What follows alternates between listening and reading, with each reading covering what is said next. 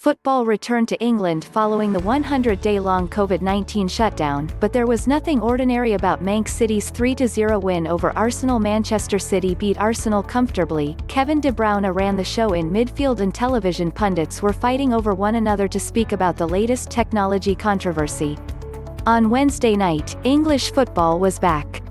But this was a long way from a normal night at the Etihad Stadium as the Premier League returned behind closed doors, 100 days after it was shut down by the coronavirus that is still causing devastation across the UK, Europe and the rest of the world. The only people allowed inside the 55,000-capacity Etihad Stadium were around 300 temperature-checked members of the media, club staff and security, who ensured the strict safety measures, such as face masks and social distancing, were adhered to at all times.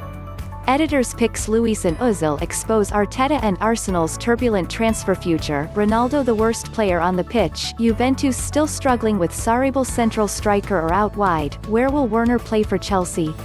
Pogba's future, Maguire's partner and the burning questions Man Utd must answer as the Premier League restarts. More than 3/4 of the stadium was covered in huge flags celebrating the spectators forced to stay away. The Tunnel Club, seats behind the dugouts, usually the most expensive seats in the ground, were this time taken up with substitutes from each team spaced out by social distancing measures. City did their best to make sure the fans were not left out.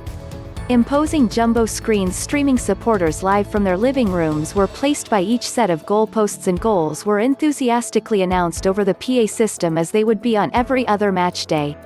"It's weird, we missed the people," Pep Guardiola, who spoke out against playing in empty stadiums in the early stages of lockdown, admitted in a virtual press conference after the match. "Playing without people is strange, we have to do it right now, the government say we have to, but we have to be careful, we cannot relax. We are tested twice a week, social distance with masks, and we do all we can to be protected." Supporters are split on the return of football without being allowed into the stadium, but they did heed government warnings to stay away from the stadium on its reopening. Roads leading up to the Etihad Stadium were eerily silent without the usual pre-match buzz of fans. The chip shop opposite the stadium was quiet and the vibrant local pubs remained shut. The only traffic inside the perimeter of the stadium was the convoy of players' cars, the stars then slowly heading inside without the crowds and high fives for youngsters that had become their usual greeting.